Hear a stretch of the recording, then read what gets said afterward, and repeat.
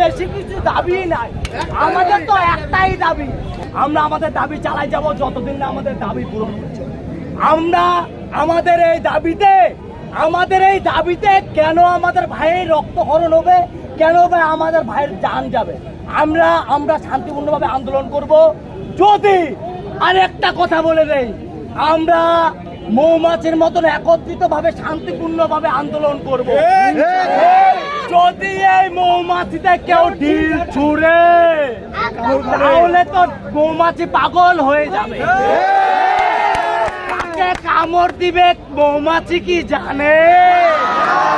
তো শান্তিপূর্ণভাবে আন্দোলন হবে। যদি মৌমাছিকে আঘাত হানা হয় তাহলে মৌমাছি পাগল হয়ে যেতেও পারে।